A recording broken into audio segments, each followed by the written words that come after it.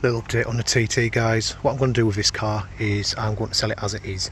I love fully preparing cars and getting them up for sale absolutely perfect, but with this age and mileage, I feel as it is, it's still going to be a great toy for someone. So all I've done, I've been driving it around. I cleared the engine codes, which was coming back as a lambda sensor, bank 1. It has since cleared. I'm going to have a little drive about in it and advise the buyer that it may come back on. It'll be sold with an airbag light on, and it'll also be sold with 2 months MOT with no advisories, which, driving the car, I honestly do believe he's right. The car drives spot on. So we've got a couple of little warning lights. The fuel flow is a bit temperamental, so something might be sticking a little bit on there, but it drives spot on. There's no knocks or bangs. Brakes good, handbrakes good. I might need a tyre or two soon, as we discussed earlier.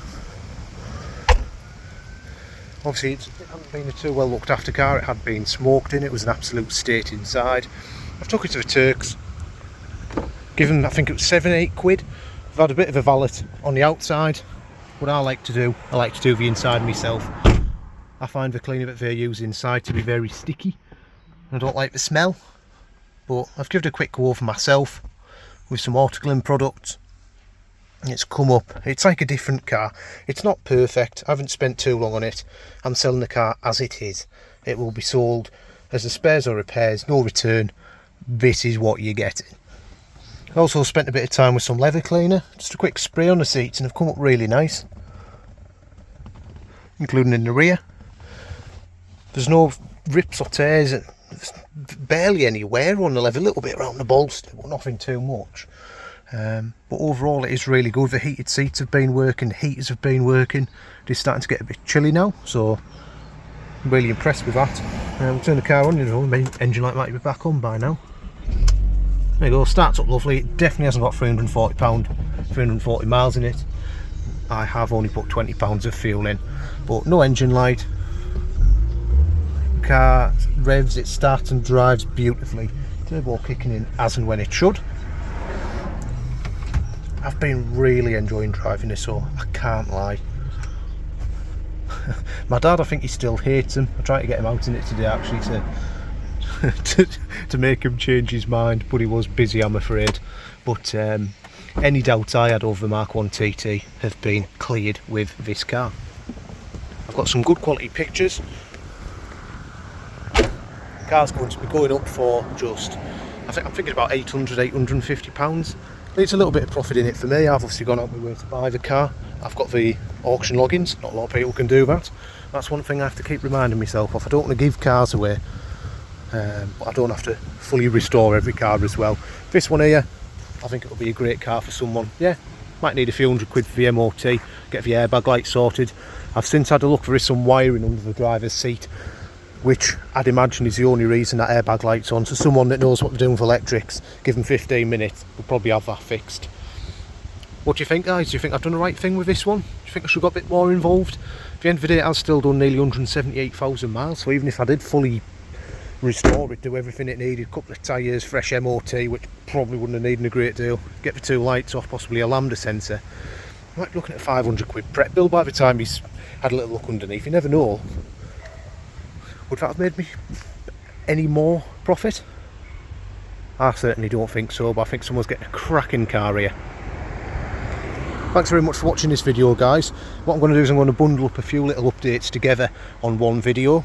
The TT can be one of them. Oh, polish headlights up a little bit as well. Let me know what you think. And is there anything else you want to see on the channel, guys? Because what I did do to start with, I started buying... Obviously I do this more as a hobby. I was just buying smaller cars like Anthony, budget bangers. He does right, he's making a living, you can rely on these cars. I'm not relying on his money, it's not my main source of income. If I make a little bit off a car, that's great. But for me, this is a hobby, alright? So I can go out there and buy TTs, or BMWs with loads of miles. I can take them risks. Whereas if you're feeding the family, you probably need to be playing it a little bit safer, don't you? Alright, well, thanks again for watching. Take care, guys. Thanks again. Right, guys, update number 2. So this particular car, Ford Mondeo, It's a Z-Tech Sport. It was actually part of the deal on the Audi TT. In the end I decided, I agreed with the purchaser that it was going to be a straight swap.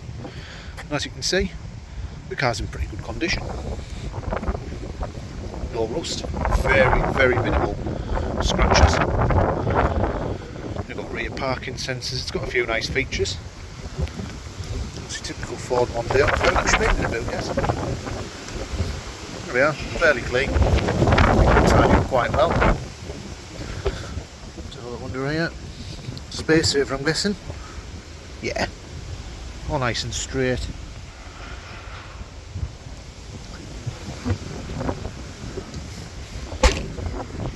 But why did my customer want to do a straight swap for the Audi TT? A lot of people said, what, a Mondeo for a TT? I thought the same, but you know, sports car customers can be like, a Mondeo is an easy sell. Until I found out this was a petrol. Apologies for background noise. So this is in fact a 2 litre petrol. To start with, I was about to politely decline when I spoke to a friend of mine who trades a few cars. Bit of scrap as well, and he likes his Fords. He absolutely swears by them. So I asked him, I said, look, what would you do? He says, I love a Mondeo. I've had a few 2 litre diesels, but it's not a 2 litre diesel, it's a 2 litre petrol. Told him a bit about the car, and he basically said do it. Me personally, I didn't think it was going to sell because it's a 2 litre petrol, slightly higher tax. I think it's about £300 a year. It's got about 2 months MOT, similar to the TT. I just thought there's absolutely no chance anyone's going to want to buy this car. When I seen it, it was fairly tidy. Didn't really appear to be anything wrong with it. It drove nice, had a little test drive. But the lady, she just always wanted a TT, so she did the deal. Was ready to give up her 2004 Mondeo for it. So let's have a little look around this petrol Mondeo. It's horrible weather out here. Carpet's a bit worn, as always on a Ford. Got a few nice features such as automatic lights and wipers. Got all the trip computer and so on here. It is quite high mileage for a petrol. 177,000 miles. But saying that, I think that was pretty much exactly what the TT had. And when you put it this way, the TT was only owing me £550 after its valet and a couple of little consumables.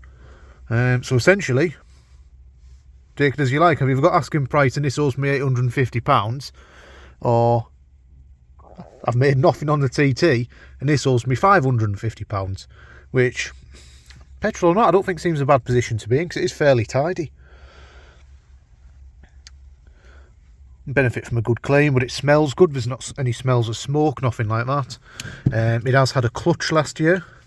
It was driving absolutely spot on. I left it for a few days, started it up, you might not be able to see here.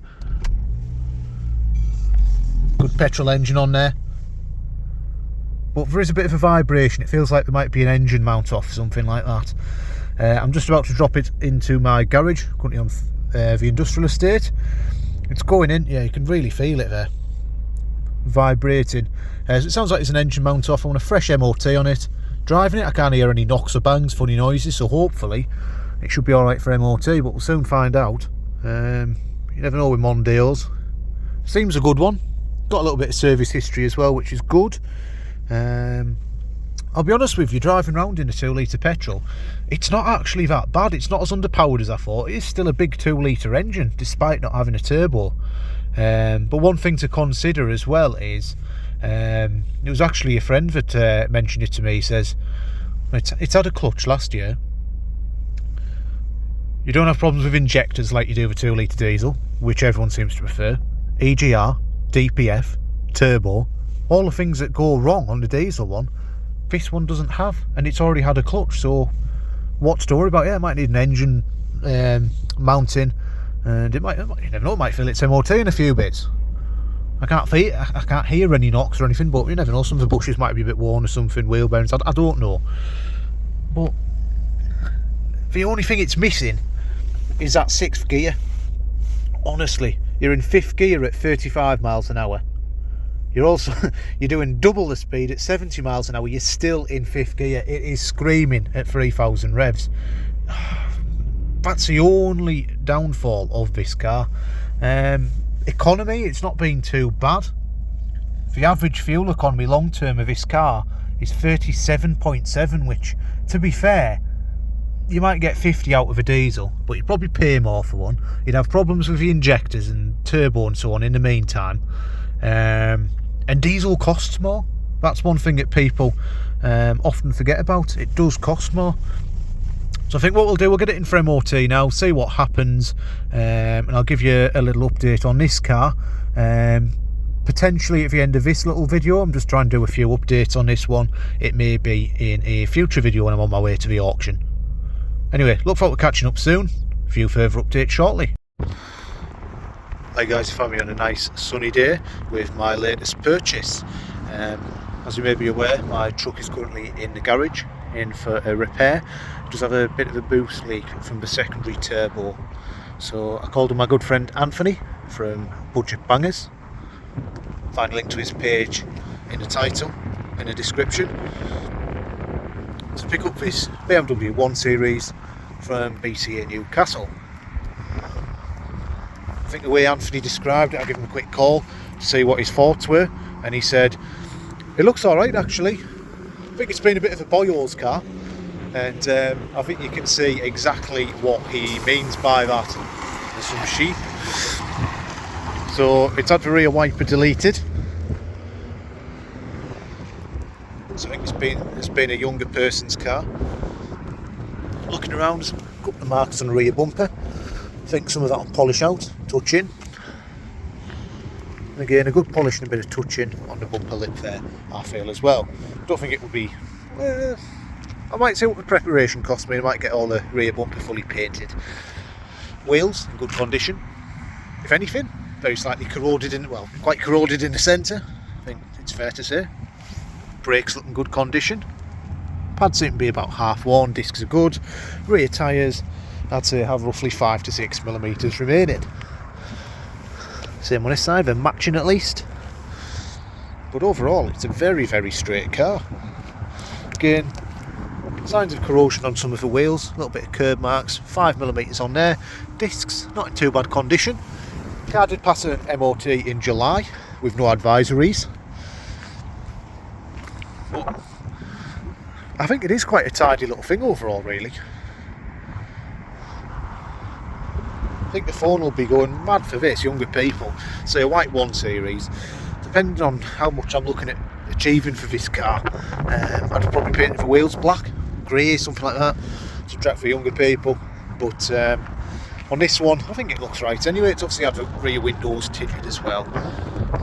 It's a good looking car, really good looking car. A couple of things I've noticed is a knock from the offside rear. Not exactly sure yet. It could even be a coil spring or a shock absorber. Doesn't appear to be leaking. It seems to be clanging about a little bit over bumps. So we need to get that sorted. I won't have to MOT it, but I will have to service it as it was last marked as done in 2021.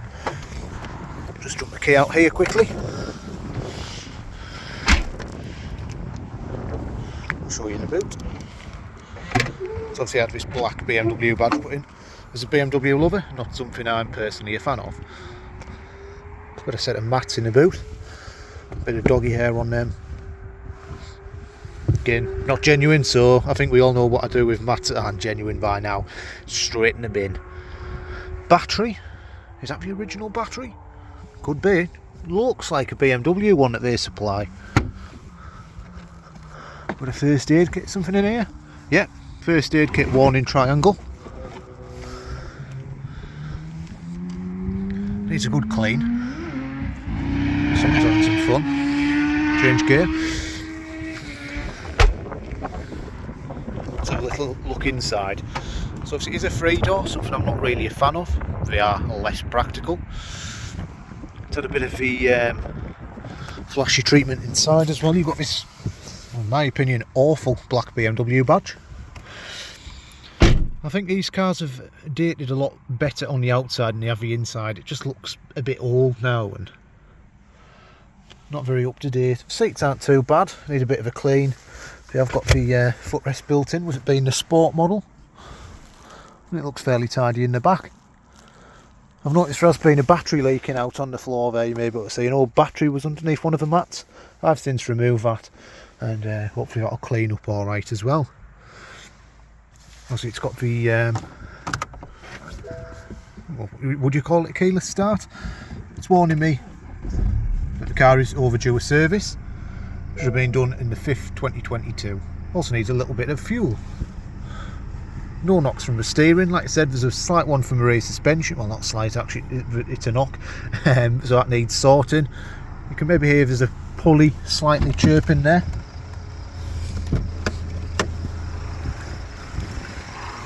So it'd be nice to get that sorted. There's a bonnet latch on these, there we go. Bonnet strip's working. Hear that? Might need a pulley and a belt. Possibly even a crank pulley, something like that. So, like I say, I'm a bit of a BMW lover myself. What does that say on there? I think that's one of the markings that BCA put on. Again, it's got the black badge treatment on there. Could have been like a Magpie or something, could have been a Newcastle fan. The car obviously can't disclose the details. The previous keeper sounds like a young lady up in Northumberland. Do apologise about the glare today, but yeah, it seems a fairly tidy car. It'd be a typical lady, wouldn't it?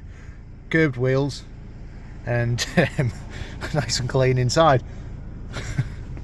I'm sure I'll get a bit of abuse for that comment, but there we go. Air conditioner, I've already tried that. It works absolutely beautifully. Ice, well, not beautifully on a day like this, it's ice cold. The last thing we want.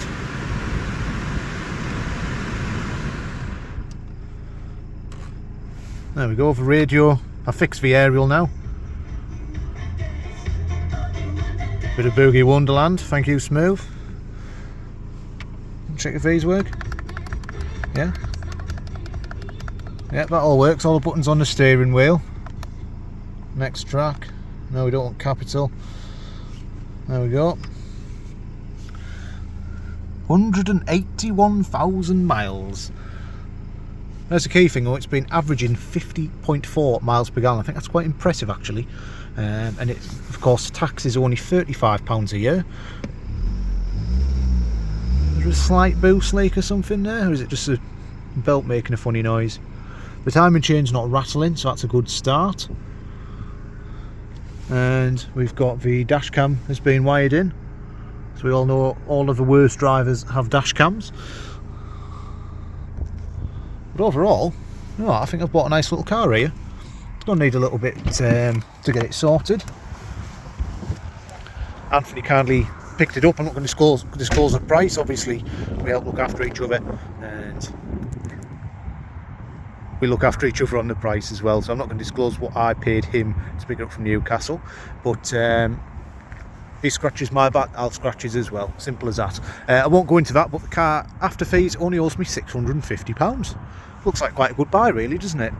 I'm thinking in my head, once it's fully sorted, all cleaned up, been serviced, squeak on the belt sorted, knock from the back suspension sorted, in my opinion, even with this mileage, it just looks right, doesn't it? In my opinion, it's probably 1,700 quid.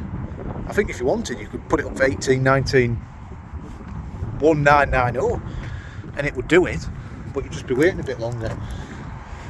And that's not what I'm about. Not a fan.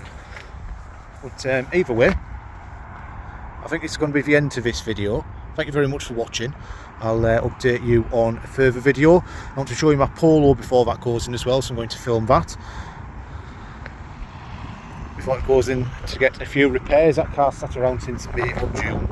Something I don't like doing, but a lot of quick easy wins have been put in front of that one. Everyone seems very suspicious of me filming here, so I'm going to get going now.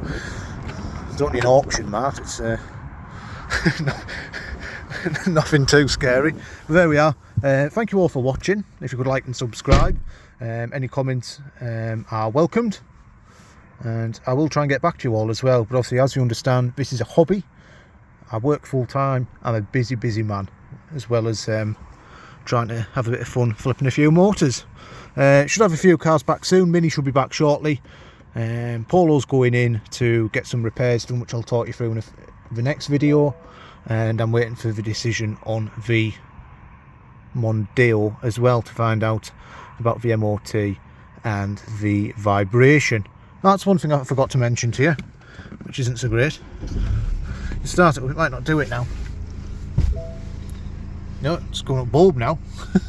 It was coming up seatbelt the other day. There's a seatbelt warning light due to this passenger seat. My mate sat on it the other evening, and it's looking as though it's going to need a repair. Potentially one of the occupancy sensors on the seatbelt, as the airbag light and seatbelt light came on. Right, so thank you all for watching. Further updates in the next video. I'll try and get some more in-depth videos done of the cars that I purchase as well. Need to get a few shifted first, and I'll be on the lookout as I do have a week off from my secular employment, my main source of income. So look forward to catching up shortly. Take care guys, hope you're having a good weekend. Bye bye.